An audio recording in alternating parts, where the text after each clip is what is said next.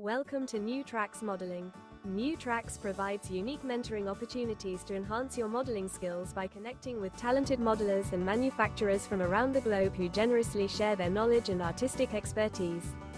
Build your confidence, refine modeling techniques, and share your projects with a supportive community of fellow modelers, all while enjoying the world's most rewarding hobby.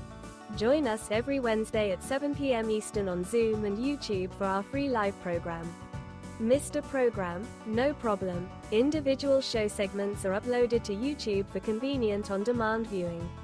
Be sure to connect with the New Tracks community by joining the New Tracks Facebook page where you can interact with other modelers and see what they are modeling.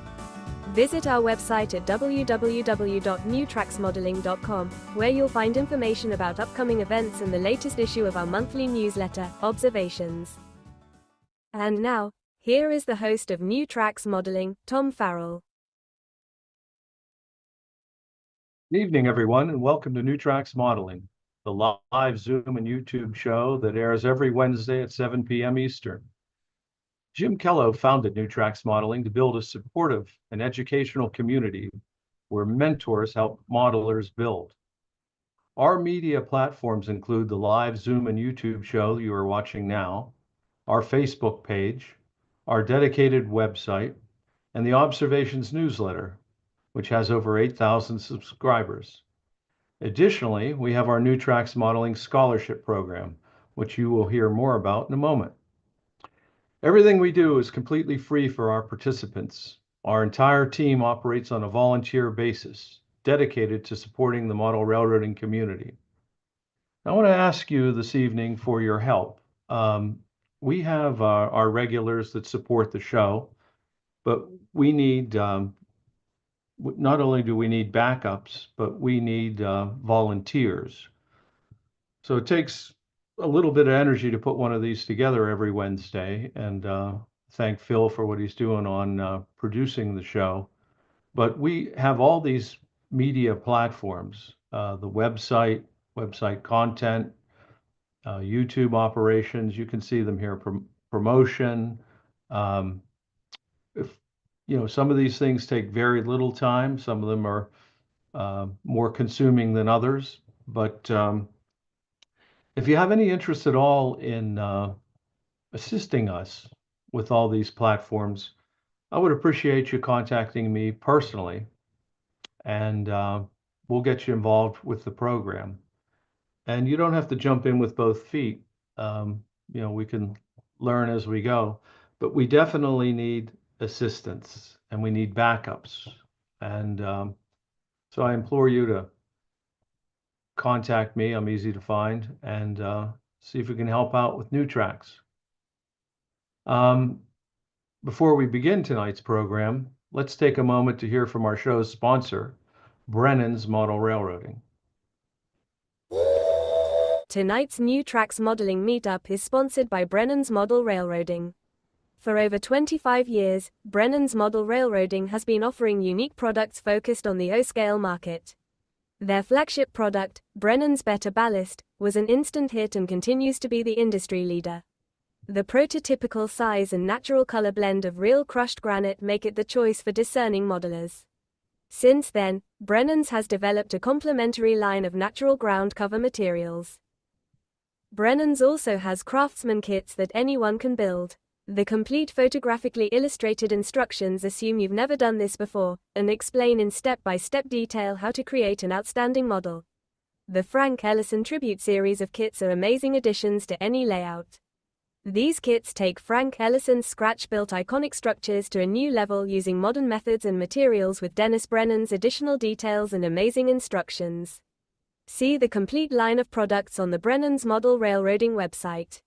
Use the QR code to visit.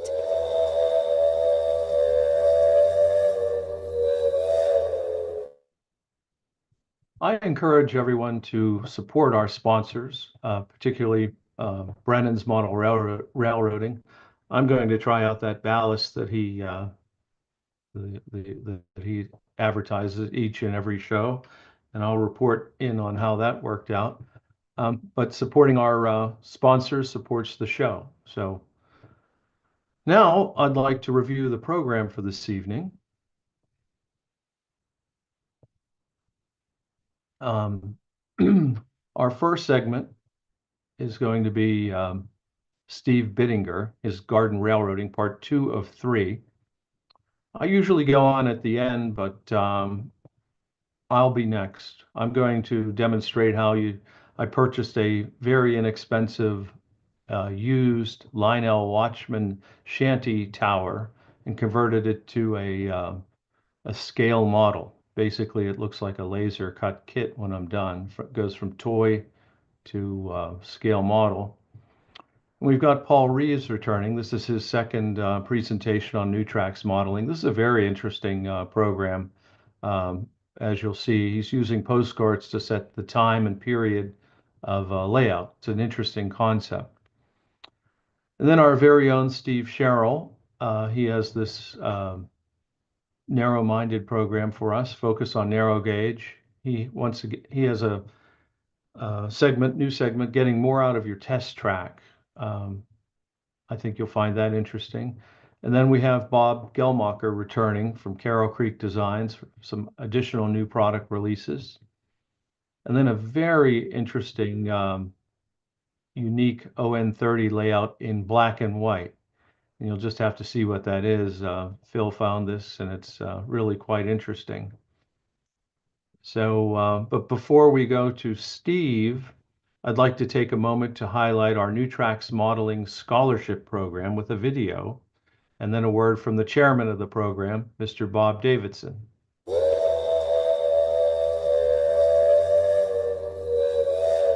Are you a model railroader going to college in academic year 2025-26? If you are pursuing a STEAM degree, apply for the New Tracks Modeling Mentoring Scholarship. For the 2025-26 academic year, 3 $2,000 scholarships will be available. You can apply online at the QR code shown or on the New Tracks Modeling website. Model railroaders can support the New Tracks Modeling Mentoring Scholarship, the only national scholarships for model railroaders from a nonprofit organization. Donate online on Zephy. All donations are tax deductible.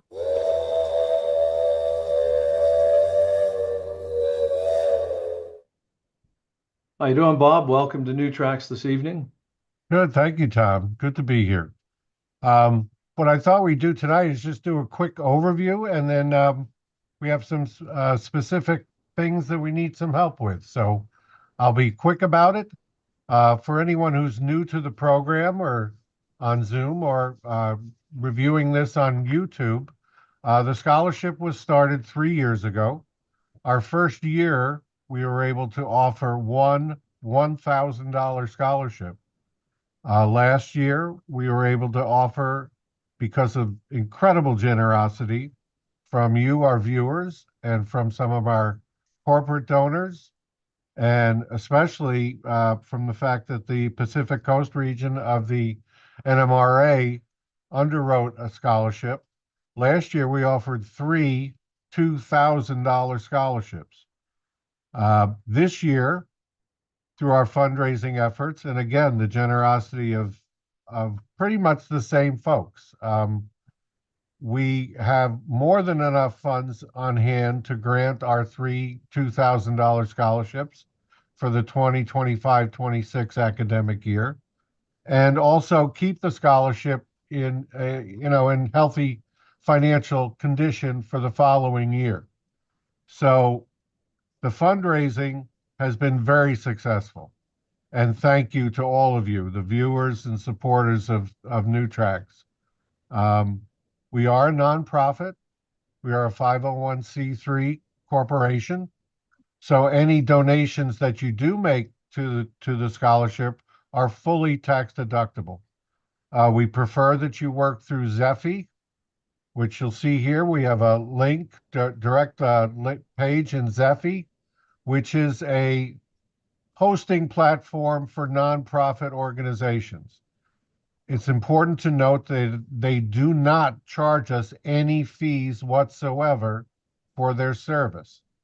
They collect the money, they record the money, they will issue you your tax deduction receipt, and then they will forward the funds directly to the scholarship.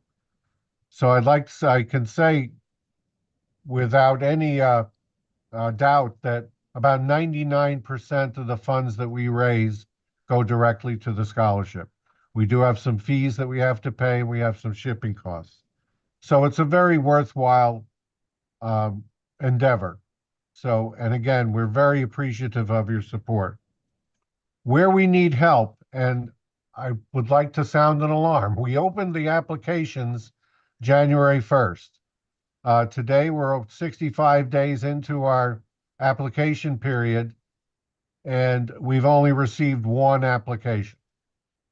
I have been in touch with all the prior applicants. I'm happy to say I got 3 emails returned today, but we really need your help to find and encourage young modelers to apply for this scholarship. There have to be some young modelers in your club. If you see a young modeler at your local hobby shop, ask the hobby shop owner if he can help out by putting up a flyer or a poster. We will provide you with those flyers and posters. All you have to do is contact us at ntmms@newtracksmodeling.com. Be happy to send you whatever you need. But this is really important. We have the funds. We need to find the kids who are interested in applying for this scholarship. They just have to be entering or in an undergraduate STEAM, science, technology, engineering, arts, or math program at a 2-year or 4-year educational institution, either a college or a trade school, anywhere in the United States. We are the only national nonprofit scholarship for model railroaders and other modelers. So please, if you can help us out with that, it would be much appreciated. If you have any train shows in your area, if your group is going to be sponsoring a train show, we'd love to have presence at that show. We're currently covered. We were at the Amherst show. We're at all the Timonium shows. Thank you, Greg. So if you do have that, please, we have systems set up to get you banners, to get you flyers. Again, just contact us at ntmms@newtracksmodeling. Specifically, if anyone is going to be attending the Delaware Seaside Railroad Club show, that's in Ocean View, Delaware in May, they already have a banner and they've invited us to have a physical presence at the show. So if anyone is going to be at that show, please get in touch with me. Finally, as Tom said about the show, we can always use volunteers. We do have a committee of 9 folks, but we can always use more help. We only meet, the committee meets once every other month. It's not a taxing obligation. And we just need you to, specifically, it would be great if we had folks that could help us out with outreach to these students. If you're a guidance counselor, if you know someone in the educational field, and can just offer us advice and help in reaching out to these students. This scholarship will continue to grow, and the shame will be if we have the funds, but we don't have the students. So thank you very much for your time. Again, ntmms@newtracksmodeling.com. Back to you, Tom. Thank you, Bob. I want to reiterate that our founder, Jim Kello, this is dear to his heart. The youth in model railroading is critical to the hobby perpetuating into the future. And if we can encourage model railroaders who are students in these 2 or 4-year programs, word gets out. You know, when somebody says, "Oh, what do you do?" "Oh, you're doing model railroading." I mean, it's to the point now where you get the question from other, what exactly are you doing? It really is a universal hobby. You can take, as we all know, you can take model railroading into so many directions: automation, heavy in the electronics, heavy in wireless. It just goes on and on and on. And there's a lot of things here for the arty students like myself and the engineering people like Phil. There's all kinds of things for all all matters in model railroading. That's why we call it the greatest hobby in the world. Take 5-10 minutes of your time and help us out. So thank you, Bob, and Thank you, Tom. we'll see you next time. So next, we're going to begin the show, and this is with Steve Bittinger, Garden Railroading. This is his part 2 of 3. Now, I've personally visited his railroad, and of course, this isn't specifically on his railroad, but this G-scale garden railroading is absolutely fascinating. And it's so nice to have diversity in this program, and certainly G-scale is we'll call it unusual compared to some of the things that all of us model. So it's good to have this this program. So Steve, you're on. Good evening, everybody. It's good to be back again. 2 weeks in a row. I don't know how to act, but I'll try to just follow up quickly with where we were. So going way back to last August, we had a proposal that we were going to take a rail car, take it outside, and let it weather naturally instead of us doing the usual stuff where we weather our equipment with powders, paints, and so forth. Up until an hour ago, this rail car, which I'm going to bring out here right now, was sitting out here in a soaking rain we had today, and we're about to have another one. So this is since August, and if I tilt this over to you just a little bit, we purposely put on top of this car some metal to create some oxide staining and see what would happen with that, because the plastics are not going to oxidize on their own. Yes, they're going to fade a little bit. This stuff has UV protection written into it, so it's a slow process. So I will tell you that the sides of the car have faded. If we would look back to the shiny new look it had in the beginning, it's already started to dull out. It doesn't have that shiny look anymore. Nice to do that way. Interesting, we had a huge windstorm last Sunday, and the boxcar went all the way down the track by itself, all the way to the end of the track and stopped. So it was the self-propelled boxcar. So we're going to put it back outside for about another 2 months, and I think that'll be the end of that particular project. And then start messing around with it a little bit, take some brushes and so forth, start using this oxide, this material up here, and there's plenty more on the steel wool that we were using to work up on the sides of it. So there we go, update on our boxcar. Next item for tonight's program, we've been doing a multiple series on the construction of an outdoor raised garden bed, 500 square feet in area. And we are now down to the point where we've come to just the final end of that project, ready to put down track, ready to do scenery, and ready to either hardwire it or go to battery power. So we took our mini model of this, and hope everybody can see that. So what we have at this point is a proposal. Last time I was here, we had shown you all the different aspects. So we had the drainage tile underneath, we had the ballast underneath for that area, backfilling it with the topsoil, and adding these boulders in the center. That's our scenic sort of divide. The wire that we're laid out on here represents where our track is going to go. And this is sort of not a switching conventional layout in that sense. This is simply for somebody to get started and run trains. And our level of gradient in here is pretty easy to do. We've got almost 30 feet end to end here. So we can do about 3% grade on this and be up and over our lower track lines. This was designed with the idea that you could expand it in the future, either this direction, whichever way you wanted to go. And that would be the area you would probably build a yard, engine facility, or something like that. There's also, we've left open room here at this end for structures, landscaping, and things of that nature. We could also do the same around here. This is by no means what the individual would have to do. This is just my idea of something that incorporates some elevation change. We have a tunnel that feeds to our hillside. We have a bridged area, and if I spin this around, where this is looped in the air would be a wooden trestle.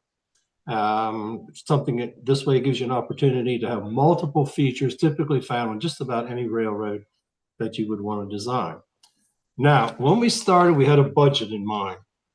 And the budget and the end price ended up not being too far apart. So I'm just going to go over this real quick. In the end, our cost came to $2.90 a square foot, just under $3. And since we're 500 square feet, that puts us very close to $1,500 in this project. That number is flexible depending on how much labor you want to do yourself versus what you hire out. So here's where we spent our money. We bought 50 railroad ties for $750. We estimated $125 to have those delivered. We bought one box of plastic trash bags for our liner on the inside for $30. We bought fiberglass 1/4-inch rebar. Originally, it was going to be metal. That was going to be $120 in metal. The fiberglass brought the price down to $40. That's a nice savings. We bought 4-inch drain tile to lay around the perimeter of this. That's $126 for a 100-foot roll. We need 98 feet, so that works out very well. The broken rubble, bricks, rocks, and so forth in the bottom, zero cost. We just go out and gather that up. The cross strapping that we're going to put in here, we did that to hold the sides together. Again, it was free. We got it at the lumber yard from the bundles of lumber they delivered. We just went out and asked for their old strapping. Vegetation sterilizer. One container of Spectracide is $6.50. That's enough to spray and kill all the weed that would happen to be in the bottom of here. We figured the fill dirt and the boulders were going to come free. I looked on Marketplace Facebook this week. There were 3 different places offering free dirt. Just come and get it. So there you just have the hauling. I'd recommended that you contact swimming pool companies. They will be glad to get rid of their excess dirt and rock to you. May even haul it to your site. If you're reasonably close and they can get rid of it, they will bring it to you. Next thing is to move that around. $360 for a bobcat, either renting it at a rental center or hiring an excavating company. And that's for 4 hours of excavating work. So they're going to be taking the dirt material, putting it in there for you. They're going to take the boulders, pick them up, place them around on the layout. The rest of that's going to be your handwork to tamp it, put it in place. And if you need any extra touch up after it settles and so forth, you're probably going to go out and get your wheelbarrow out or whatever you happen to have and a little bit more touch up than you should be there. I put $15 in for miscellaneous because you're going to need staples and nails and a few things of that nature. When we get done, $1,452.50 for our ready-to-go layout. Indoors, building the typical indoor layout. I've built many of those. Currently, the price of lumber and materials, I estimate you're going to be at least $2 a square foot indoors. This is going to cost you a little more, but you can see that these things are more of a construction project than it is for a carpentry project. This is something where you way more labor intensive. People doing these type of things, that's why a lot of them will just go on the ground flat. It's the least expensive way to do it. However, as you get older, you're going to regret that. You need to be at least knee height. 26, 28 inches minimum is perfect to get you up. Secondly, it's easier to put the trains on and off the track. They look nicer. They're right up close to you. You're not getting that sort of bird's eye view of everything where you look down on top of it. And as from an operational standpoint of view, if you're cleaning track or maintaining it, it's a whole lot easier than getting down on your hands and knees. As you get older, it's not much fun crawling around on the ground with your trains. So I hope everybody enjoyed this project. Referring back, if you look at the earlier videos, those are all recorded online. Anybody thinking about doing this, you can go back and reference to those. And I think that the next thing I would do on future shows is some of you are probably not familiar with all the different kinds of G-scale products. So we're going to be looking at all the manufacturers who make track, switches, some of the things that you can incorporate into that as far as if you're going to do transformer, battery operations, where you get those items and kind of a ballpark of what they cost. And there's a big, big variable depending on how sophisticated you get with those type of items. Some of it is very familiar to those of you that are dead rail operation in just about any scale. Anything in G scale, the voltages and the amperages go up because the motors are much better. I'll take questions on that right now if anybody wants to. And if not, we're going to move on. Steve, I got a couple questions for you. Okay.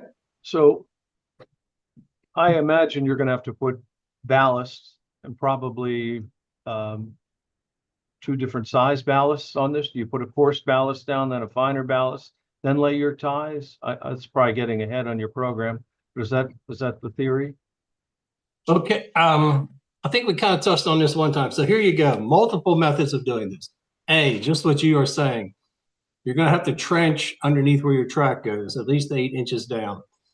Stone for under that is clean ballast. At our quarry here, it's called number 57 stone. Has no dust in it, and it's a crushed limestone. You can get crushed granite, basalt, whatever it is. Classification of stone is all the same. Doesn't matter what the material is. So I would go down to the quarry here and tell them I wanted to get X tons of number 57. That's what you're going to put for the rough drainage base under your track work. Next thing, where you're going to lay the track on top of that, you need to go to something much finer.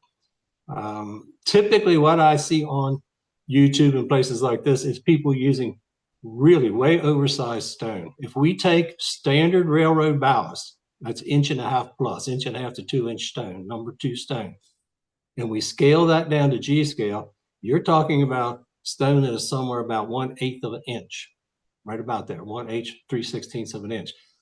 Here at our quarry, we call that stone dust. This is what you use for under pavers. This is what we sometimes use for compaction in trenches where we're doing utility lines, but stone dust.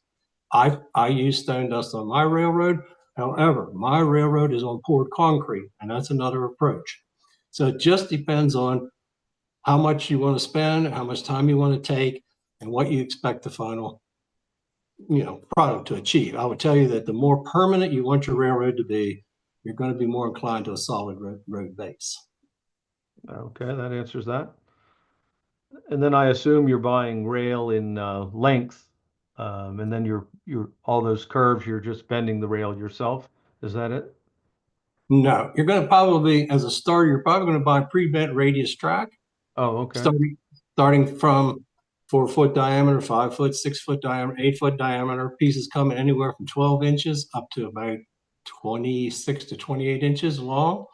Your straight track can be bought at 1 foot lengths all the way. I just bought some last weekend in 8 foot lengths. You don't find that's with the ties, the rail and ties. You can buy rail, you can buy tie strips. You can get a track bender and work with anything you would like and make your own radiuses, that's really the nice way to go, is to have a track bender. Our club has one because the thing costs $250. So we have one, we pass it around, everybody shares it and bends their track as they need. So I imagine your rail is available. I mean, I've seen yours as brass, and I know that there's probably aluminum, and there's probably stainless steel as well, and maybe even steel. Is that correct? Okay, we can start with everywhere from plastic. There's actually plastic track. We can next go up to just what you said. Bachman makes plated track, tin plated. You do not want to buy that for outdoor use, okay? You want to go to a solid metal, and that's probably more likely. Almost everybody is using either brass or stainless steel. That's probably the two. And since you're dead rail, it's really, I'm not sure what would be more money, stainless steel or brass? Oh, stainless is quite a bit more than brass. Because it's much harder to extrude stainless. Yeah, if you're going to go stainless switches, you're going to pay about 3 times the price of brass. And since you're dead rail, it's irrelevant on, whether the brass oxidizes makes no difference, really. No, that's correct. You don't care. Well, any questions from our audience, our Zoomers? We got one more section tonight, but this was just in regard to this. Yeah. Oh, okay. Go ahead. Sorry.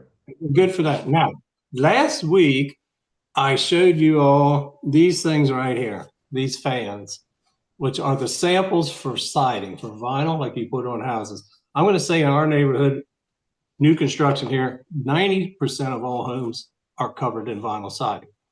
Now, as a modeling material, I have a feeling most of you have not built things from vinyl. I think most of you.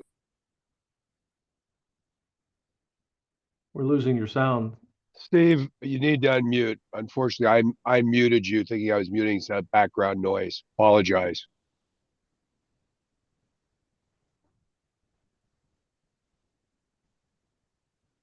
Just unmute yourself, Steve. Okay. There we go. We're good? Okay. Yep, we're good. All right, so back to this. I'm not sure where I got muted, but anyway, these vinyl samples, you can go to any construction site, to any dumpster, look inside, and there's going to be all kinds of vinyl scrap siding. It comes in many profiles. The nice thing about this is it's never been bent, so it's nice flat material. When you get this material, you're going to see right away two things. On one side, it's wood grain, many kinds of finishes. Some are coarse, some are quite fine. The back side is perfectly smooth. This is the side we went for our modeling. So you say, what can I make with this material? I will show you one of my models. And that's this one right here. The side walls on this model are made from vinyl siding. Just nice flat vinyl siding. It's nice. It is way stiffer than styrene or any other product you're going to work with. Now, I also have to explain to people how you cut this material. It's not like cutting styrene or something of that nature. If I don't have much in the way of tools, I'm going to get the sharpest utility blade I can find, and I'm simply going to score across here. Usually 3 times scoring will be sufficient. Once I do that, I just snap it. I just snap it right back, flip it around. There you go. Now I have my piece I want. Looks like a nice heap end for a hopper car, right? I have used this recently, and I'm going to step off screen here just 1 second and pick up something to show you, because this is a project underway. Just a second.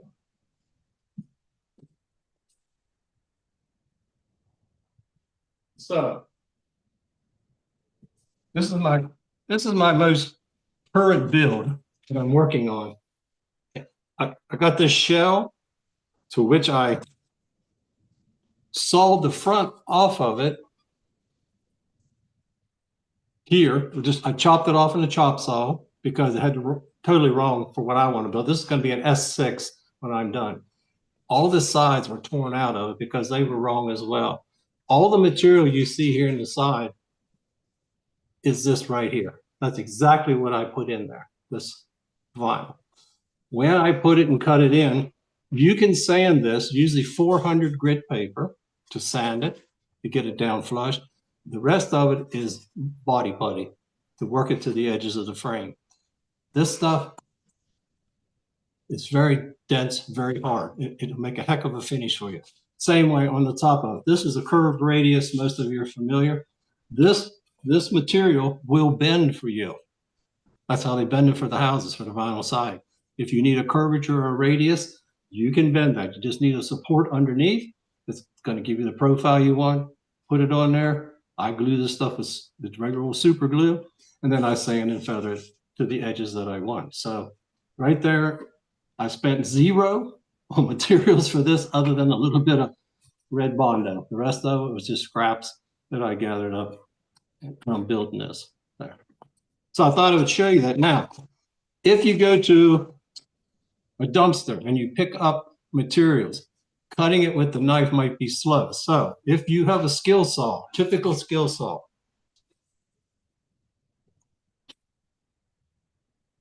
just like this one, you have to make an adaptation to this. Do not cut it with the blade that's on your skill saw. If I show you what you have, vinyl is cut with the teeth going the opposite direction. You will take your standard wood cutting blade, you'll take it off, you will turn it around. Rather than the teeth engaging, the back tooth on the vinyl is what does the cutting. If you try cutting it with this, you'll just shatter it and make a big mess. You just take a standard skill saw, flip the blade around. This is one I use in construction. We keep the same blade on here all the time, so we don't have to be changing it all the time. But you can take very large pieces, cut them down to 4 or 5 inch strips, whatever you like.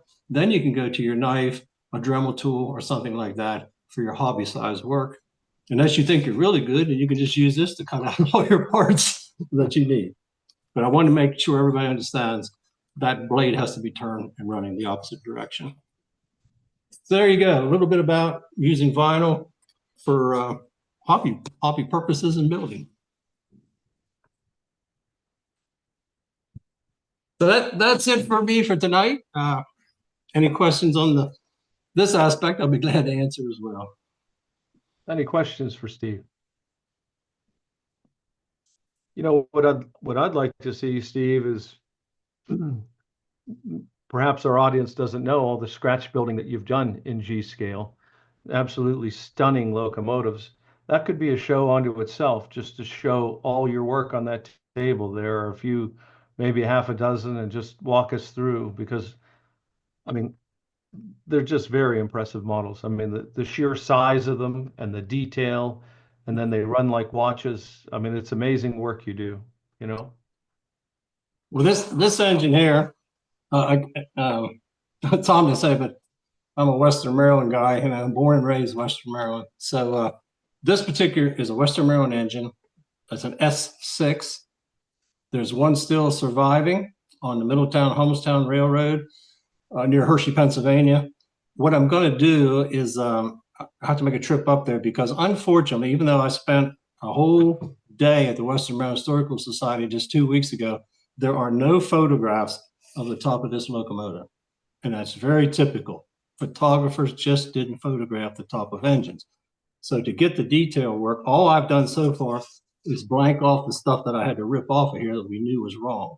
So a trip to the railroad, that's how I've done others in the past. And we'll photograph all this thing and we'll come back and start making the parts for it. So when I get done, maybe 3 months from now or something like that, I'll be glad to show you the finished locomotive.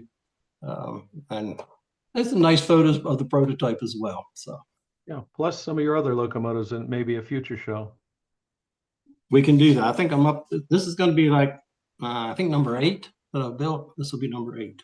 Well, let's see those, because they're works of art. Well, thank you, Steve, for your program this evening, and we look forward to part 3. Yeah.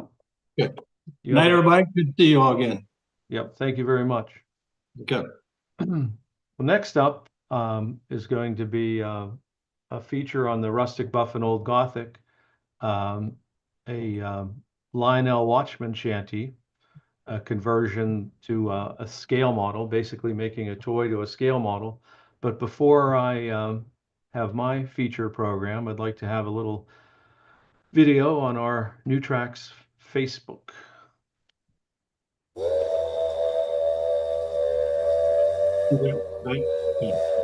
Does it seem like eternity waiting for the next Wednesday night and a New Tracks event? Now there is hope. The New Tracks Modeling Facebook page gets you into the New Tracks community 24/7. Post, respond, and converse with over 1,200 avid model railroaders on Facebook. Show your modeling, ask questions, and help others. Join now, it is free and easy. Use the link or QR code to open the Facebook page.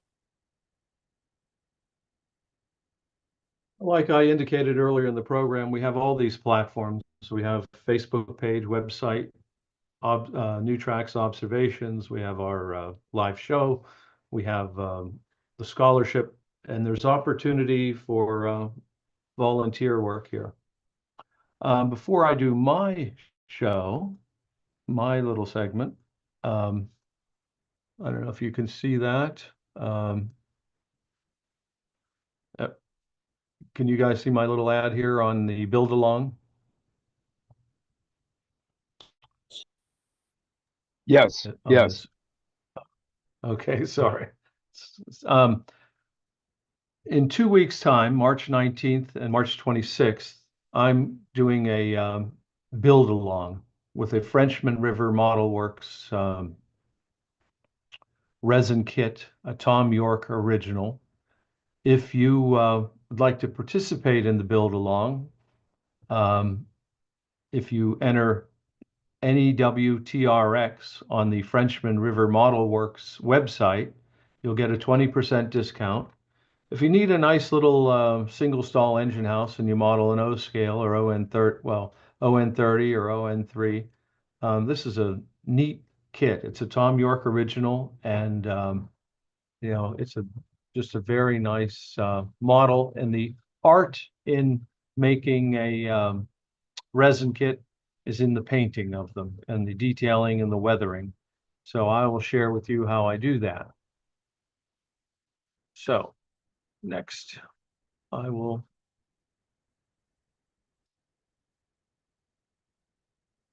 okay, if I can get this going.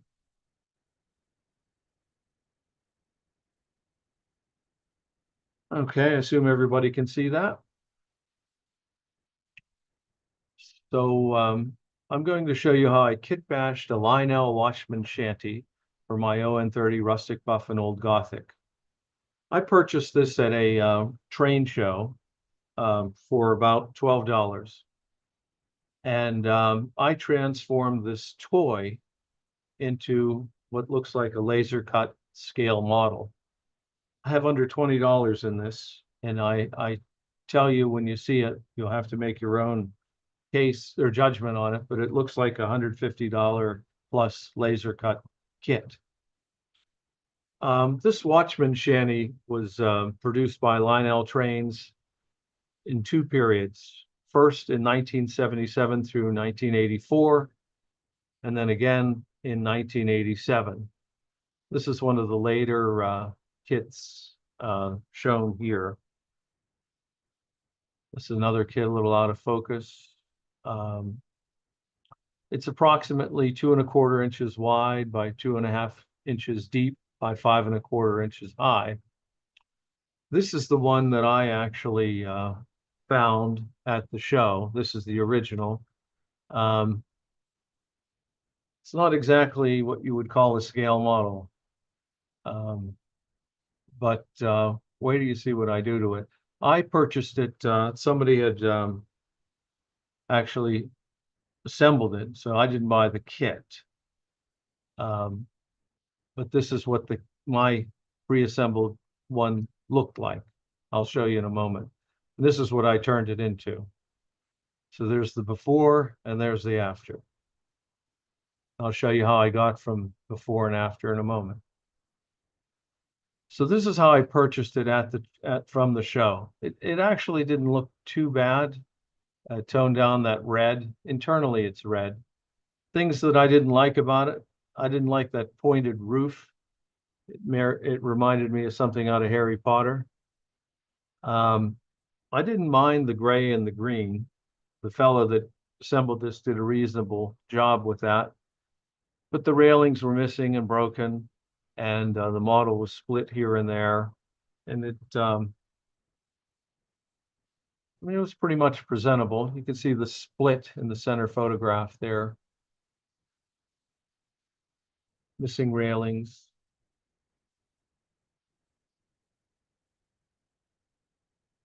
More views of the same. So the first thing I did is remove the roof.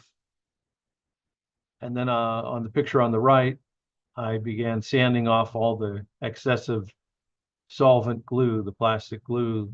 There were drips and drabs all over the place. And when I pulled the railings off, there was remnants of the railings on the landings and on the steps. And then the model was split.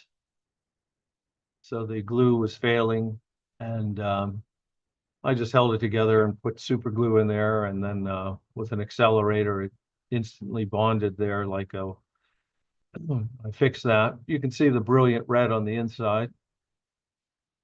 I debated how much I would tear this thing apart. I was going to take that acetate off, but on the windows, but I left it on. These are the paints that I used. I used this red-brown Tamiya for the landings and the railings. The flat black I use for the inside, so that if I light the building up, you're not going to see that red. And then I use the colors on my railroad structures for the Rustic Buff and Old Gothic are basically yellow, green, and brown. I principally use the acrylic on the right I use that flat yellow a little bit to just knock some, I managed to get some brown on the yellow, and the acrylic paint was too transparent, so I got out this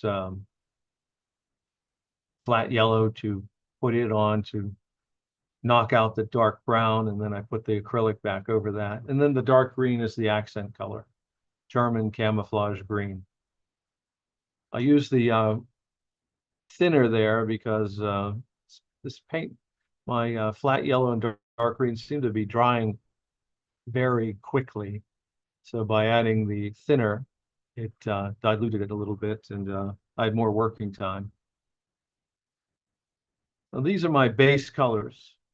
So, I painted the yellow, then I painted the brown, and then I do what I call a bounce. This requires an inordinate amount of patience to get this kind of accuracy. You paint the yellow, you paint the brown, you paint the yellow, you paint the brown, because you get it back and forth, till you get it where you're, till you get it to where you're, where I was happy with it.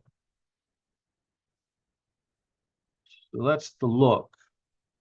Now the roof, I just took a piece of plywood, about 1/16. I mean, it was 1/8" plywood, and then I took some basswood, and I just made this little pyramid, and I super glued it together. It's not critical that this comes to a point here, as you'll see. And once I got it all together with a fingernail file, a coarse fingernail file, I sanded everything flush, and I put super glue on there. This is approximately 1/4 of an inch perimeter. And the building itself fits directly underneath this. So this is the overhang. And then I went to rail scale models. Last week, Father Ron used rail scale models, like an asbestos type siding. So I went online and I looked for some sort of shingle for this, and I found this, and I used adhesive back for the first time. Typically I just use Elmer's glue and put them on myself, but I thought I'd try the adhesive back. So like conventional roof, I painted everything black just in case you might see something. I put the first course, I put the first course on in reverse. So you can see that down here, barely. Mouse is a little sensitive. And then I just began layering them on one at a time. You're trying to get it split them at 50% here, right in the middle. And then I just put them on a little heavy and then cut them with an X-Acto knife. You don't have to be perfect because, there's, wow, this thing is sensitive. So there is the first course. See how it's reversed? That way you don't see the black when you put the course on. And there's basically the finished product. So you see the edging is all covered with shingles. So you have to be crazy precise. I went in and put in little pieces in here. It's not quite finished, but more or less. And then I weathered it. And it's just a nice effect. I used hunter line washes, and then I hit it with dull coat. Now these are from rail scale models as well. This is from their website. I didn't take a picture of the actual eave support brackets, but this is these are laser cut support brackets. I wanted to add a little detail to the underside of the building. Probably should have went, photographs tell a story, right? I broke one, that's all right. But basically I glued them up in place, and it added a nice detail. Oh boy, this thing is killing me. This, I'm going to get away from the mouse here. This this adds a nice detail up there rather than just have the roof stick out by itself. Then I began adding I had to put in railings. So I used scale 4x4s here. This is just basswood. And I super glued it to the landings and to the stairs. And then with basically 1x6s, I built up the railings. And I filled a lot of this with super glue and sanded it so it's absolutely smooth. So you won't see any of these when it's painted. And there's the finished model. I hit the windows with dull coat because I don't normally model the inside of anything. I put the little vent here for the stove. This was on the original Lionel model. Look at that center picture. I mean, that's a pretty fair looking model. You know, it looks like it's a far cry from the toy. And I painted the doors that military German green, and then I weathered everything with pan pastels. Everything has a pan pastel on it, and then I hit it with dull coat. Some other views, other sides. I'll need some comments to see if I pulled that off as a not looking like a toy anymore. What did y'all think? Good job on it, Tom. And I find it's sometimes a lot of fun playing with something that's almost as old as I am. Yeah, and it's $20 in the whole project, you know, or less. And I think it looks quite presentable. I have it on the layout now. It's just sitting in its final destination, and it's going to be part of the Lynn Eberwine coal facility. There's going to be a time saver yard, and anyway, okay then. Well, next up we have Paul Reeves, but before we do that, I'd like to feature our My Build video.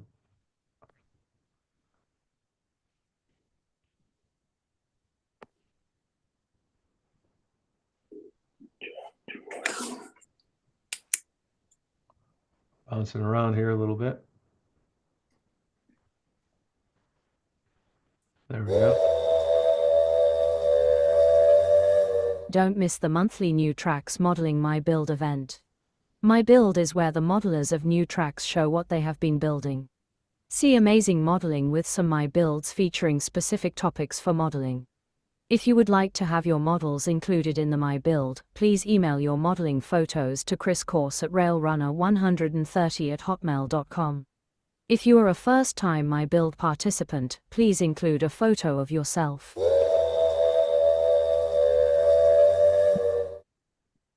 And now we'd like a little words from Chris Course, where we have Steve here. Hey, Steve. There he is, Chris. Hey, thanks, Tom. Sorry for the confusion. Get on it, Phil. Well, let's see. The next My Build is a free-for-all. It is, what is the date on that? I believe it is, let's see, April 23rd. I'm sorry, March 26th. I'm a month ahead of myself here. It's a free-for-all, so whatever you've got, whatever you're working on, whatever you found at a train show and you think is cool, please share it. You can email me your photos to railrunner130@hotmail.com. Please have those to me by February 23rd. That way I can compile them all and get the slideshow in one cohesive piece. Coming up in April, on April 23rd, we have the Automation Animation Challenge. So basically, make it move, whatever you can do to make it move that could fit in that category. We'll gladly present those. And then coming up in April, we have elections for show themes for the next year for the challenges. So please, if you have ideas for show themes for those challenges coming up, please email them to me, and I will incorporate them into the voting process. And we'll go over that. And by June, of course, we'll be back into the summer months with waterfronts, boats, bridges, anything along those lines. And we'll have the results from the elections that we did over the month of June, basically. So anyway, please send that info to me, and we'll get that uploaded. All right, back to you, Tom. And again, I encourage our viewers to submit photographs of their models. This is a way to participate in New Tracks modeling with your modeling, and it's one of our most popular segments. Next up, we have Paul Reeves returning with his second presentation on New Tracks. This is an idea to localize your layout. It's time period and location using postcards. So, Mr. Paul Reeves, glad to have you this evening. Thank you, Tom. It's nice to be here, and I appreciate the opportunity to share some thoughts with you. By the way, I really enjoyed your making that Watchman Tower look very realistic. Congratulations. Great job. I've always been interested in miniature scenes. I don't know what was the lure, but it's always enjoyed seeing things put together so that you believe it's a real place or it's a replica of a real place. And so one of the things that maybe you don't think about, at least as much as you might think about the scenery around your tracks and buildings and structures, is the backdrop. I think that a believable backdrop is key to making your layout stand out. I think that I think you have to you can consider a backdrop as essentially one of the I guess parts of a unique and overall design, because you can do it your way. A quality backdrop adds depth to your 3D scenery, enhance realism. In my layout that I had, I don't have any more, but I simply curved the corners of the room as it was being built, and that took away the difficulty of taking photographs. There with no corners, the photographs are of the sky and the backdrop looked like it was infinity, and it was really cool the way that simple trick had it worked. As I said, it softens the corners and creates a seamless look. I'll have a photograph in just a minute of that. But one of the things I think is important is it allows you to localize your scenes and structures so that if you have someone come to visit your layout, or if you send someone photographs of the layout, that particular thing that localizes the scenes and structures and localizes your railroad really will stand out, and it will be unique to you. And it just makes your layout unique, and it adds character. Here's where my idea started. I was I'm an attorney. I was taking a deposition in an office, and this what's called a pen and ink drawing of Main Street in Columbia, South Carolina was on the wall. In real life, this is about a 3x3 huge print. And I thought, wow, what a great opportunity to gain some visualization of what structures, what the city of Columbia looked like in 1938 when this was drawn. And this is looking from one of the streets, is Hampton Street, intersection of Hampton and Main, looking south. Like some capitals, Columbia, the Main Street literally dead ends into the front of the Capitol. It used to be a parking lot there. You could do a U-turn and come around, but due to security concerns, they've changed that. But in any event, when I saw this, I thought I was just starting my layout. In fact, the bench work was up, but I thought, what a great idea as a backdrop. And so I had met this young lady who was a an art teacher. She was a single mom, looking for some extra work. And I showed her this and I said, can you put that on my backdrop? I want to build out from that the 3D models, but I want this in the background. And I'd like it to where it gives you the very realistic impression that you're looking down a long Main Street, even though most of it will be part of the painting. So I asked the guy at this office, hey, can I take your print for a couple of days? And he thought I'd been drinking, so he didn't know what to do. So I finally got him to let me take it. I brought it, I put it on the easel. Kelly came over. I was paying her literally $20 an hour to do this, and she painted this backdrop. Okay, so this is all, of course, black and white. Well, I wanted to get, by the way, this is the same location looking north. That building is Sylvan's Jewelers, one of the more unique buildings in Columbia. But anyway, I found these postcards online, and these postcards had at least the postcard author's rendition of what these colors look like. Also, most of the Main Street buildings were in much the same condition color-wise that they had been when that pencil and ink drawing was done in the late 30s, early 40s.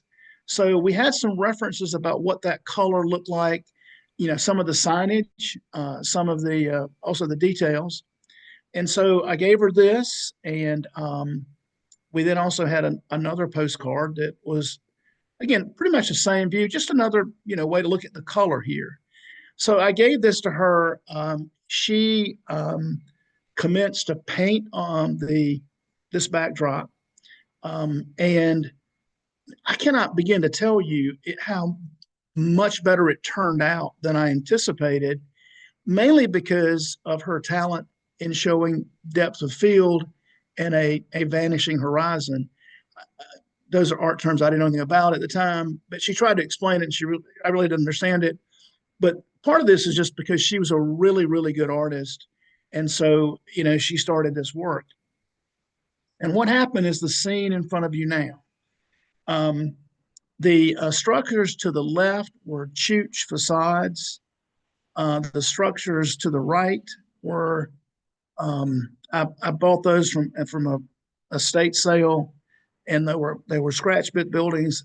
I think, most of them were. Maybe that might be a chooch building on the right. So what you have in my layout from the wall, this area you're looking at downtown, came out. It was about 3 feet 9 inches. That is the depth you're looking at.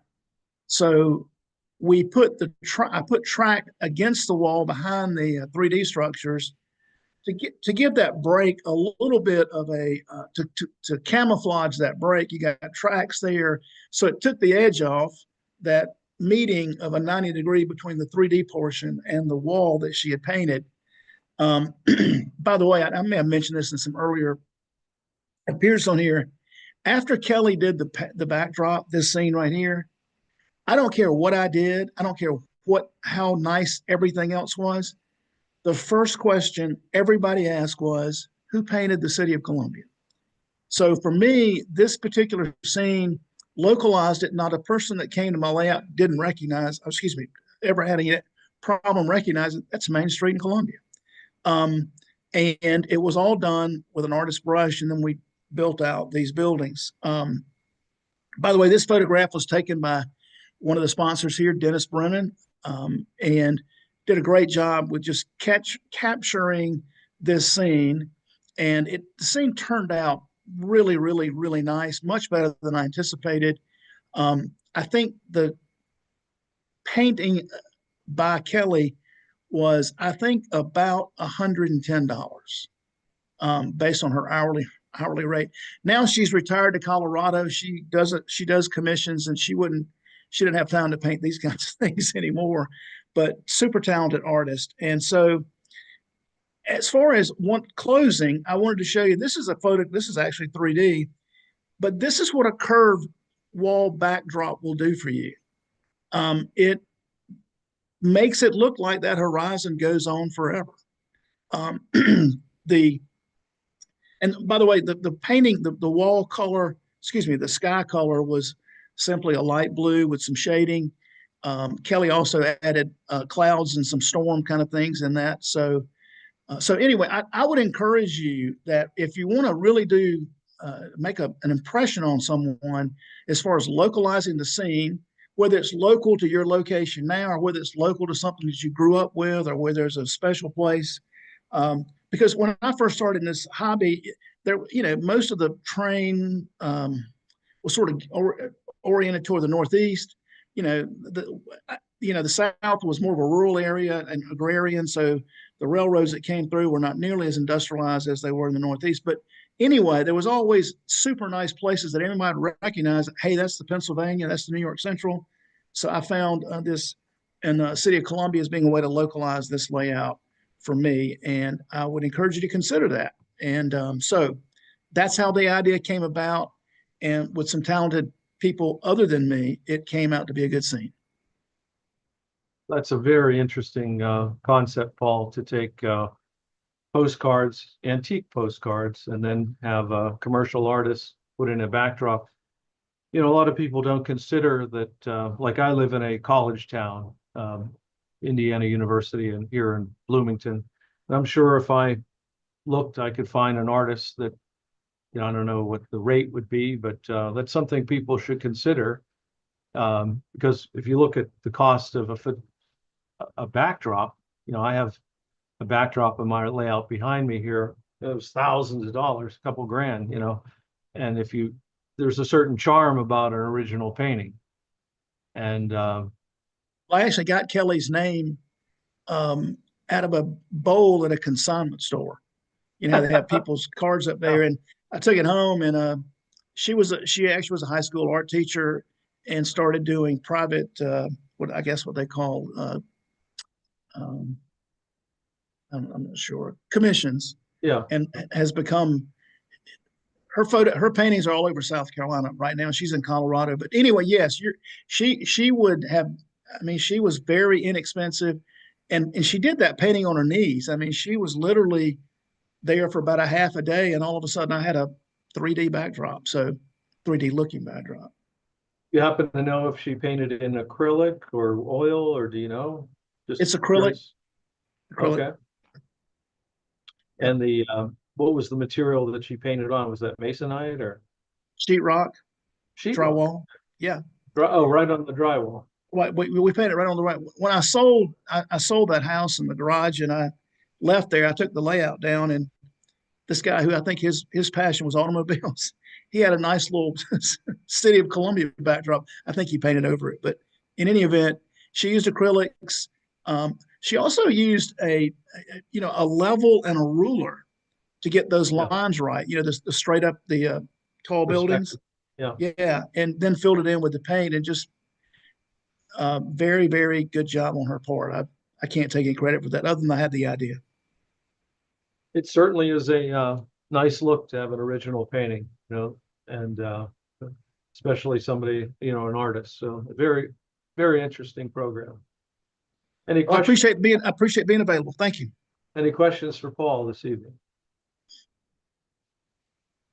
Well, thank you for your presentation. We look forward to future presentations. And I got to speak to Dennis. Those are nice photographs too. I assume he took both of those. Yeah. I took the second one. He took that one. Plus, there's 7 others that were focused for him, and those were published by Classic Toy Trains in 2019. I got a question. Yeah. Yeah. Hey, I really like it. Very well done. How did you do the lighting on that? The miniature lighting or the real lighting? The real lighting, because of the shadows, it's almost perfect. Well, I had basic can lighting in the layout room, so there's nothing really special. I think part of what you're looking at, though, is she meshed those colors so well that you had sort of the natural feel for it when you looked at it. But there was no really special lighting other than I had can condensate lights.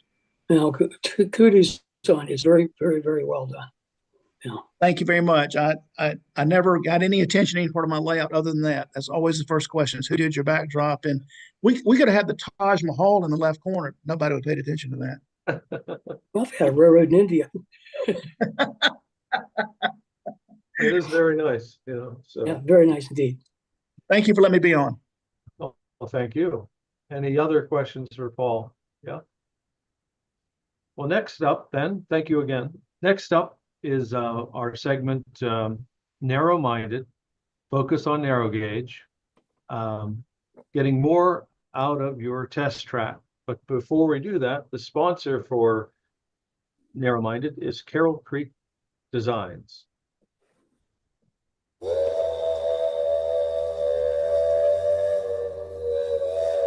Carroll Creek Design Group is an innovative new model railroad supplier with products for all scales. The Carroll Creek team uses advanced processes, including resin and filament 3D printing and laser engraving and cutting. These tools enable us to produce a range of products. We produce different rolling stock and motive power models in multiple scales. We are narrow-minded and focus on narrow gauge and unique backwards models. We have a great selection of ON30, ON18 and HON3 products. Our product range includes complete kits, ready-to-run models, and detail parts. In addition to our products, we are available for custom design, 3D printing, and laser cutting. See our products on our webpage at the QR code. We look forward to meeting you.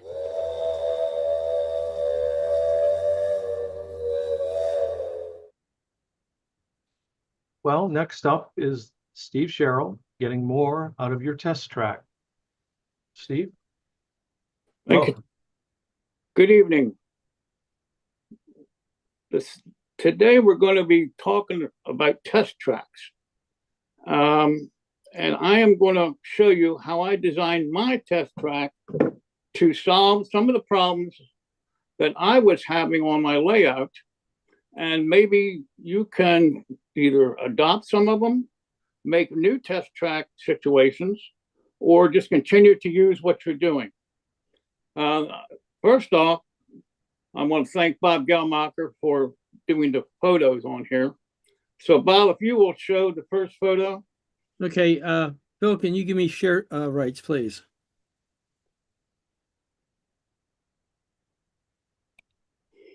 What we need to do first is to find a good location that we want to have for our test track. You should be able to share, Bob, no problem. Okay, are you seeing the first slide? No, I don't think you're sharing yet. There you go. Okay. So in my situation, I have a work area, and behind me, I have an operator's desk. And on the operator's desk, of course, is a flat surface where you normally would keep your log books and things like that during an operating session.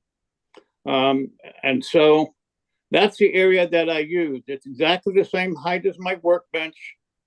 And I have an office chair, so I just spin the chair around and I can take whatever model I'm working on, place it on the test track, and I have a good working area. So Bobby, show the second one.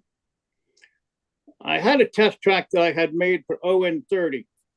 Currently, I am working on micro layouts for ON18. So I took the ON30 bookshelf that I was using, and I converted that using the same track road bed and everything, and just laying new track down. And I got to thinking, well, you know, I made some mistakes on the old one. Number one mistake was not having a re-railer. And you can see on this one, I have a re-railer. Very important when you're using small wheeled boxcars and locomotives and things like that. It's just much easier to deal with. One of the things I did was I used the switches, the same switch that I was going to use on my micros. I think it's very important to have a switch on your test tracks because you have a lot of problems sometimes with gauge of wheels, the little horn hook things from KD couplers that catch, and you need to get the right height, the clearance. So this is one thing that you need to do. I also, if you notice, the bumpers on the ends were old HO bumpers. They're rather large, and the scale here doesn't make much difference. All you want to do is to stop a runaway locomotive or a car. And so they worked out real well. I got a whole box of that HO brass track stuff for like $10. And so I just started modifying some of it to use on my test track. But as you can see, one of the skills that you can develop on making a test track is soldering. And I took the solder and soldered two wires to the rail, and then I take alligator clips and hook them on. You'll also notice here it's very important to have a 110 outlet so that you can plug in your transformers or whatever you're using to power the track. And so it's very, very important to have that, and that's very local. It's very easily operated below the operator's desk. So once you gather your supplies for building this, it's real simple. I just put down yellow glue and glued the stuff down. Another use for test tracks besides your locomotives and cars is the buildings. If you want to have see how a building looks on your track, you can do that. And I think one of the pictures we have is of that. And so Bob, if you want to, I don't know if you have that one next or not. Yeah, okay, here we are at the end when I was talking about the re-railer. Very important to have a re-railer with enough room after it to make sure the cars are on the track. Here you can see another important thing that I incorporated into my test track was a way to hang it up. When I'm not using this, I have a hook under my railroad, and I take it and I hook the handle there on the end, and it sits up out of sight and out of the way. But you can also see how the bumpers I used, I just cut them off and modified them and glued them on the end. So basically, I'm using the same things that you see here on my micro layouts to build them. And that's the cork road bed, the Pico track. And so, Bob, if you have the next one. So here, I've been working on something here for the switch. I'm trying to develop something because this is a single piece of wood. There's not much room to have any kind of a mechanism that's going to activate and pull the points on the Pico switch. So I'm working on something that I can do on top, and I don't think I have a final picture of this, where it goes through the connection onto the points and pulls it. That's a portable thing, and I could do it on every single one of these switches. So I'm working on that. That's a problem. Test tracks are really problem-solving areas. Whether it's a wheel problem, a locomotive operation problem. Over top of this, I have a hanging light that gives me really adequate lighting so I can see any problems I might have. So Bob, you put the next one up, please. Okay. Now, as you can see here, we have the bumper again, and that gives you an idea of that. But I was having trouble with the soldering. And so I had to go back 3 or 4 times until I got exactly the way I wanted. So I worked by working on that. You know, I didn't go on my layout to put a big blob of solder on to get the wires, which I see on a lot of layouts, which is very unattractive, and it always comes up in a picture. So this was one of the things I was working on.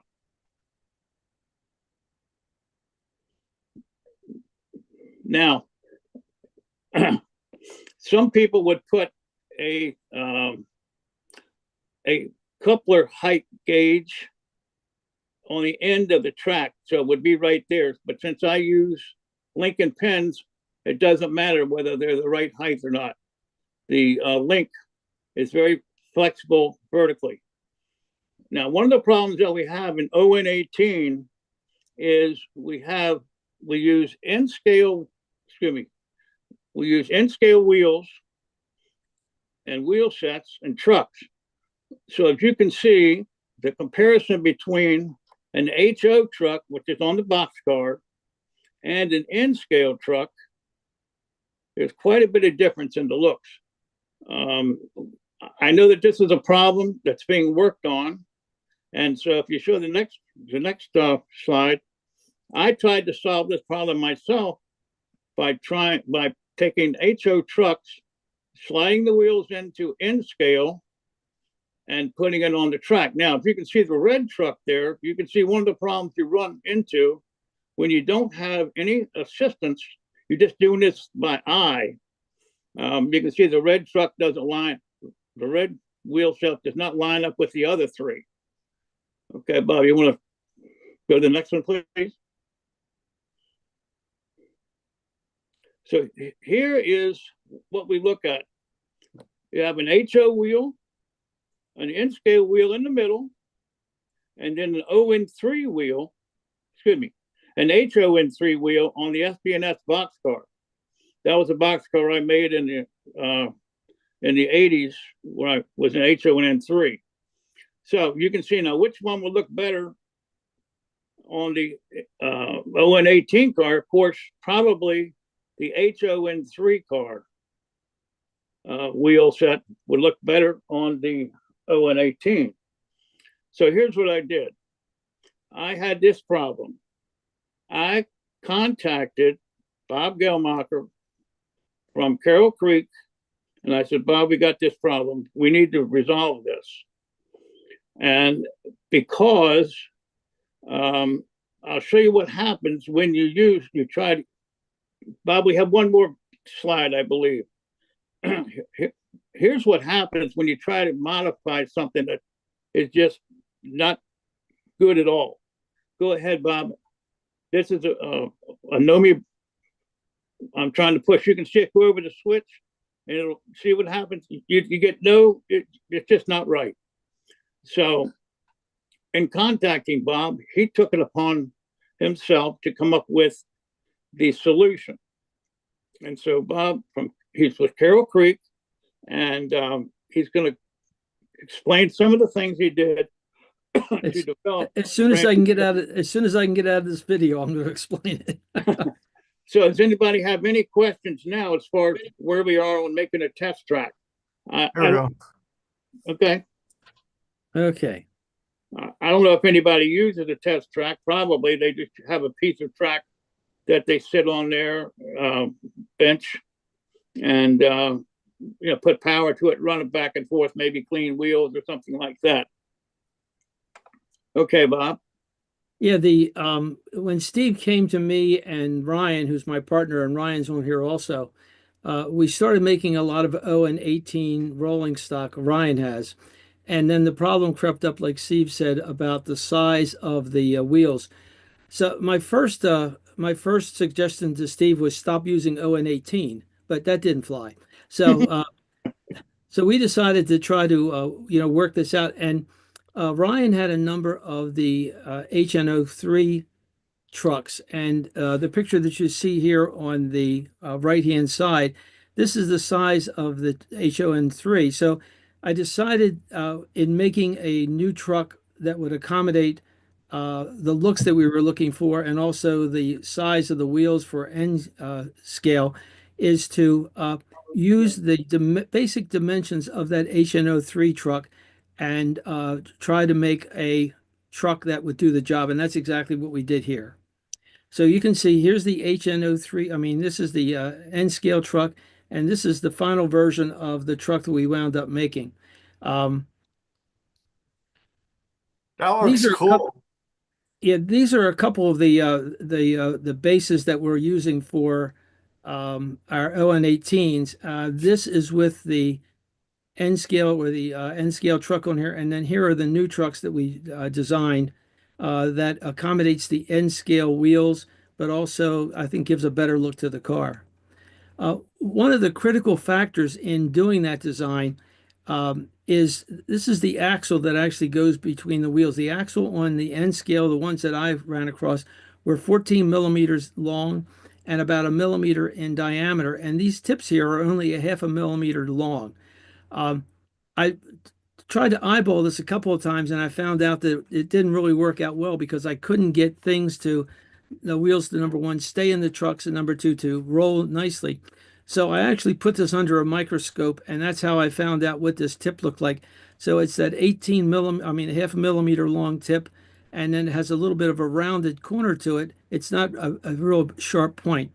And so in order to make our truck, I actually took and we designed, and we're using uh, um, a couple of different programs, but to draw the axle to the exact size that it was, and knowing that there's some play that we have to add in on anything that we make with a 3D printer, I decided to increase the diameter by 0.2 millimeters and also increase the length by about 2 millimeters. And that worked out pretty well.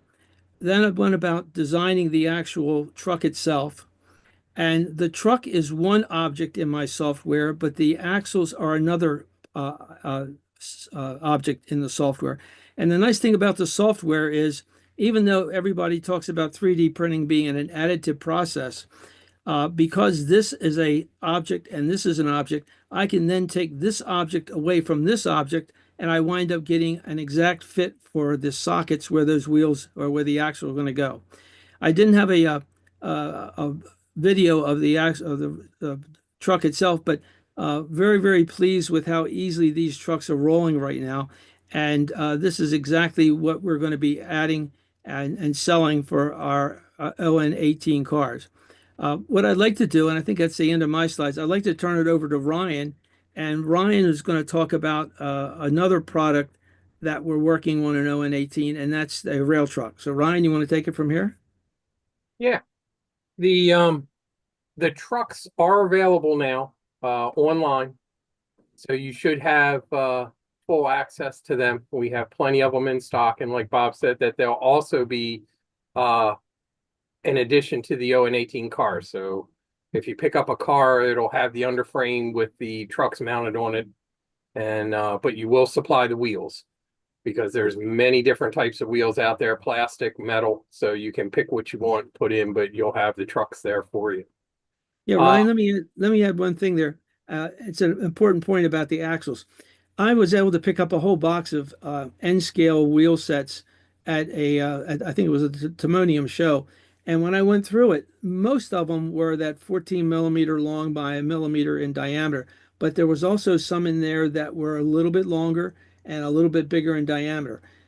If that's the case, then one might have to take a very small drill and ream out that socket just a little bit to make those odd size axles work. Good, Ryan. Yeah, and I've had to do that with a couple of the trucks that I have with the wheels. So just a small little drill, ream it out, and you're good to go. They'll roll very, very well. It actually adds some stability too, because if you notice, we increased the length of the wheelbase, so the cars are much more stable and roll really well. Like I said, there were two products were coming out in March. The ON18 trucks. We're going to be introducing a ON18 rail truck. They will be available March 20th. It will be using a Cato 11-109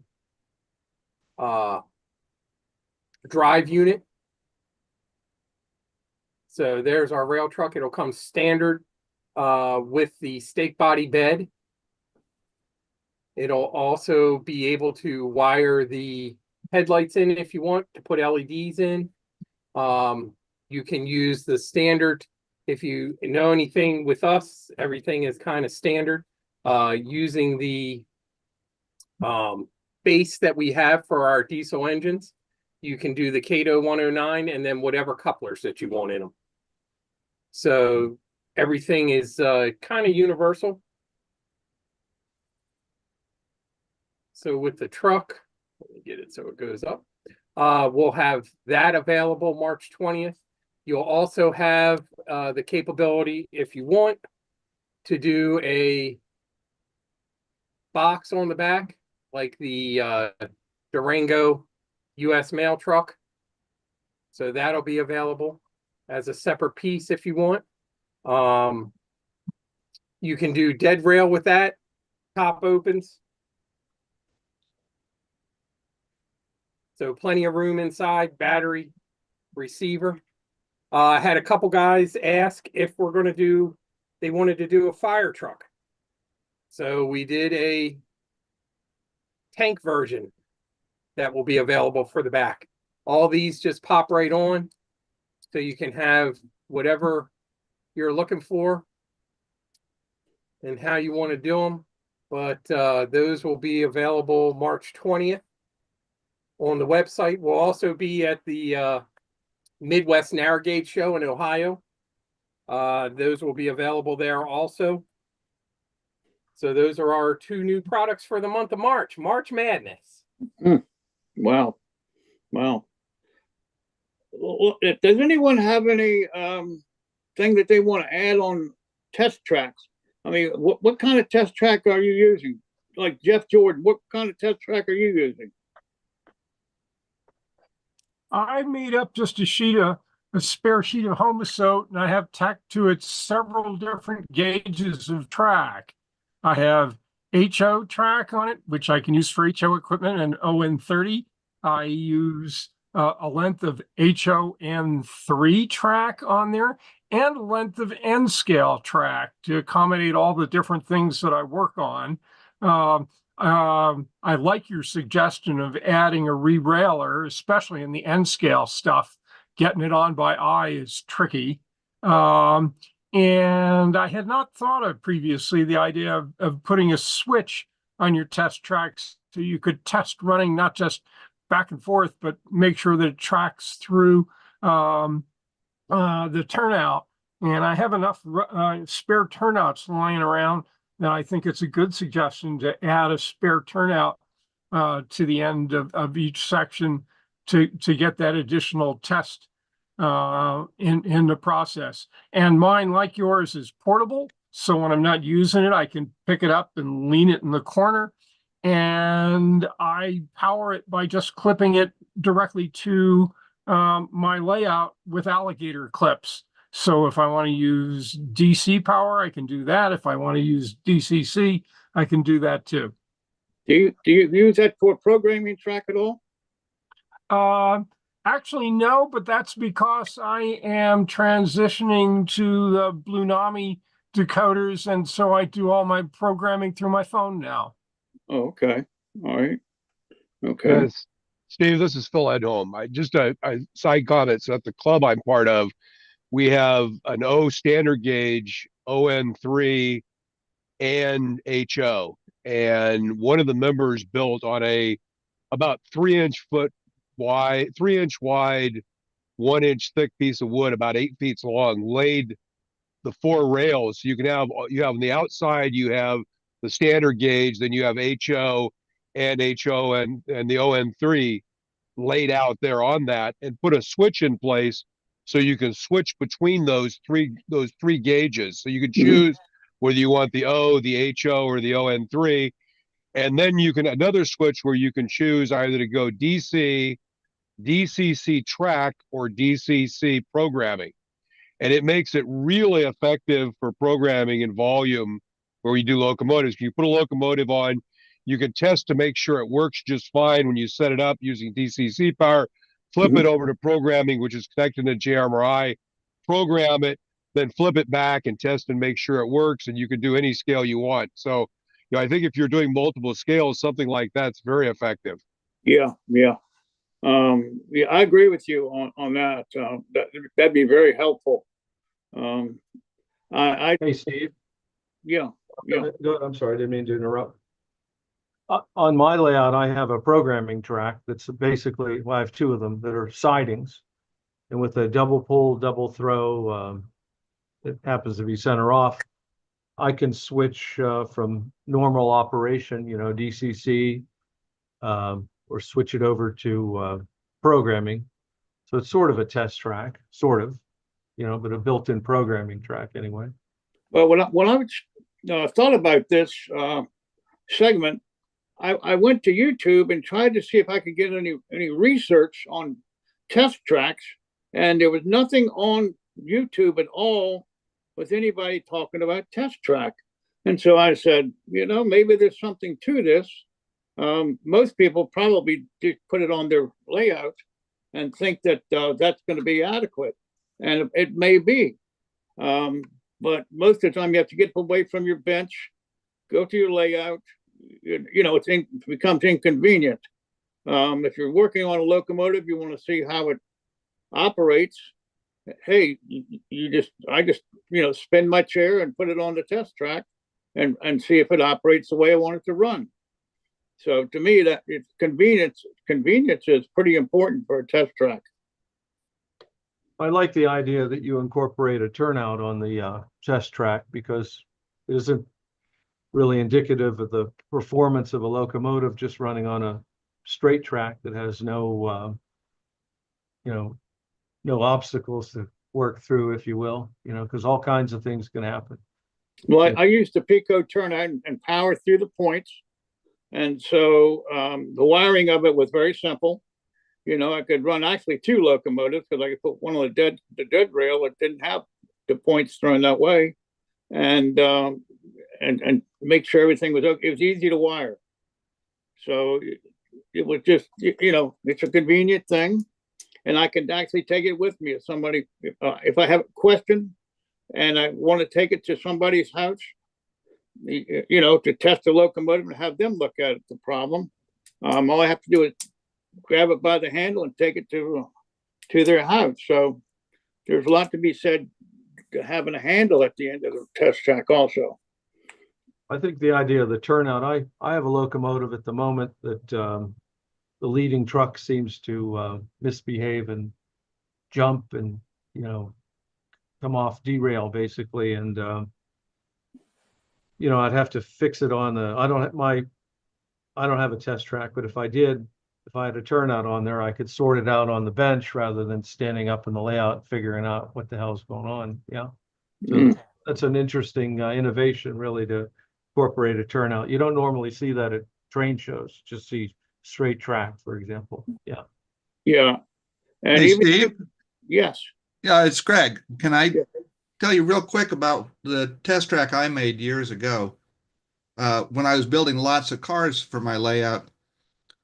One thing I wanted to make sure was that I had constant rolling resistance. I could weigh the cars and make sure that the weights were proper for their size.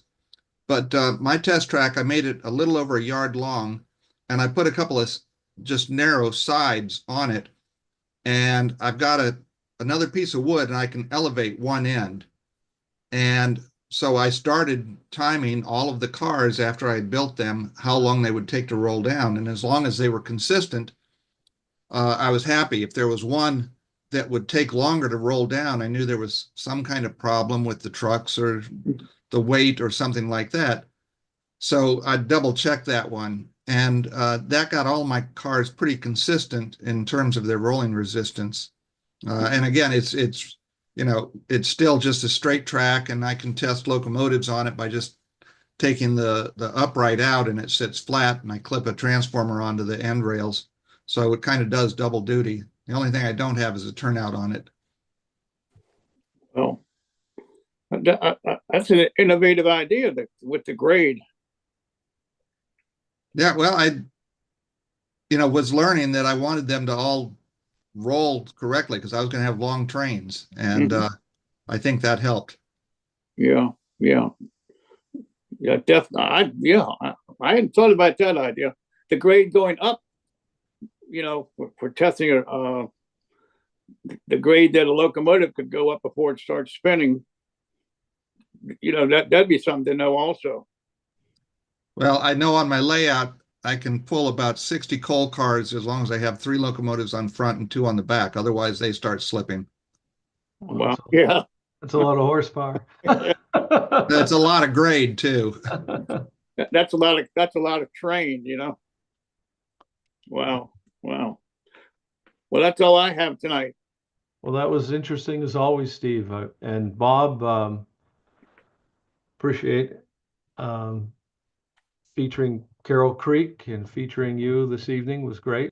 And yeah, something to think about, right? Yeah. And Ryan. And Thanks, Ryan, sorry. Yeah. Sorry. We Yeah. actually resolved the problem. That was a pretty serious problem in my way of thinking, when the trucks just didn't look right. Yeah, well, you can see how Carroll Creek's moving the ball forward with ON18 and adding one product at a time. Yeah. This is really the future of the hobby, is taking advantage of these 3D printing. So, all right, I appreciate you guys. We'll see you next time. And that concludes the show, with the exception of the closing and the caboose. And before we get to the closing with Father Ron, I'd like to run the New Tracks newsletter video. We have 8,000 people on our subscriber list for that newsletter, and I trust everyone reads it religiously, and a lot of interesting things in there.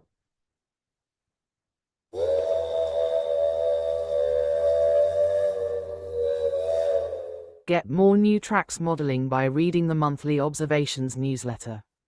Each edition of Observations includes exciting articles about modeling shown on the show, other modeling topics and prototypical railroading information.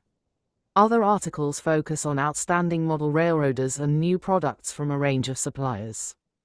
Don't miss the photos of the popular New Tracks My Build. You can download Observations for free from the New Tracks modeling website. Subscribe so you don't miss an issue.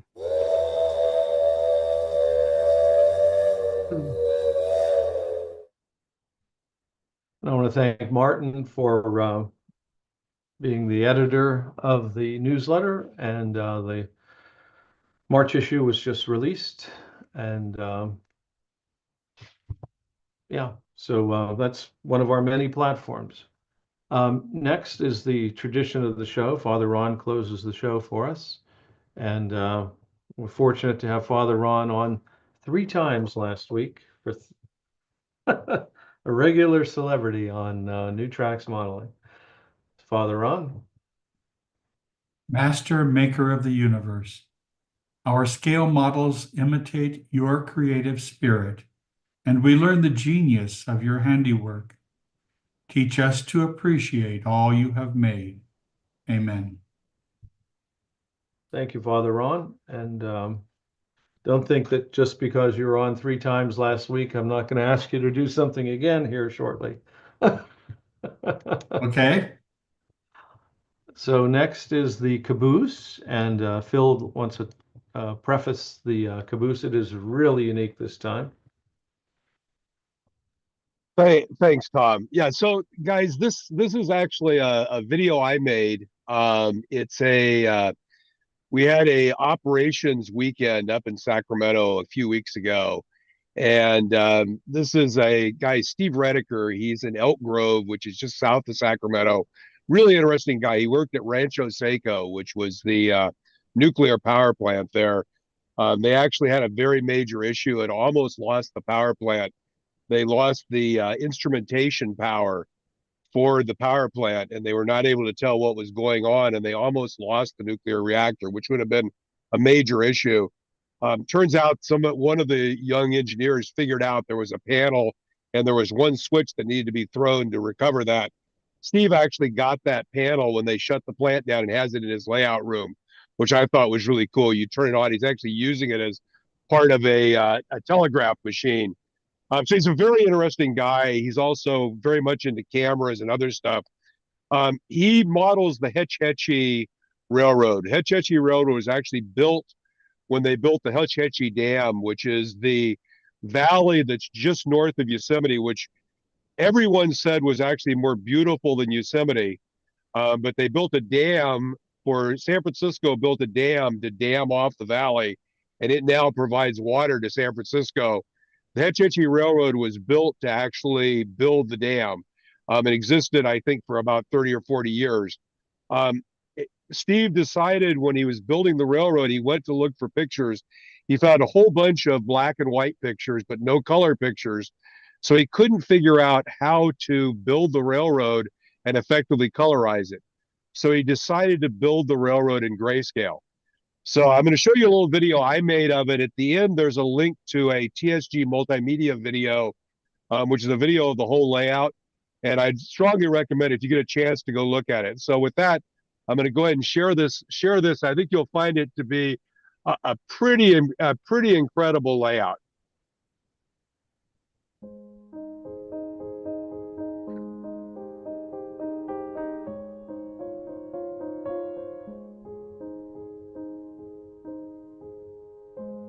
And the backdrop are the pictures of the actual areas that the models in the front are actually modeled on.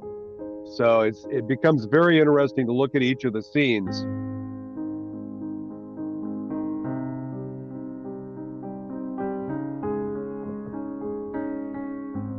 I mean, this is so unique that it's in black and white. That's the panel back there on the left. The very back left is that panel that I talked about.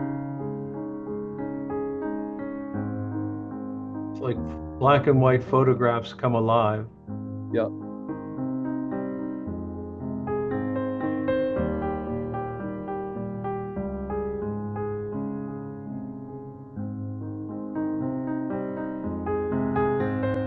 The sawmill in the background, you can see the picture in the background that he modeled from.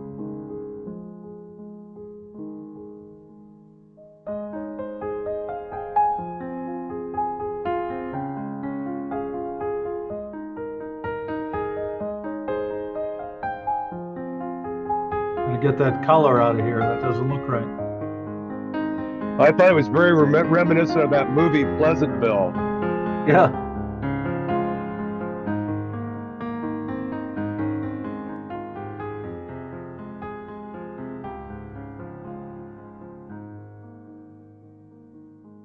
What limits your paint colors to black and white and mix everything in between? Yep.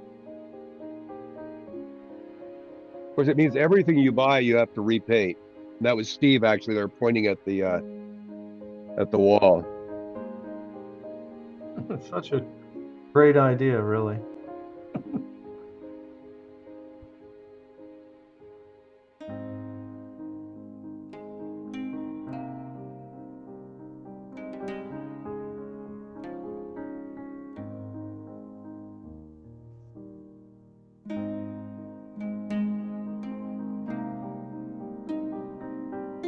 Probably not so easy to do, actually. I think it's incredibly challenging, quite frankly.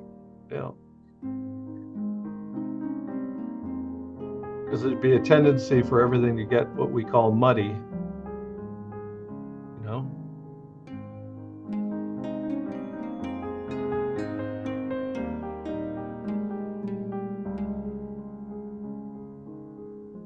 That's his model of the incline.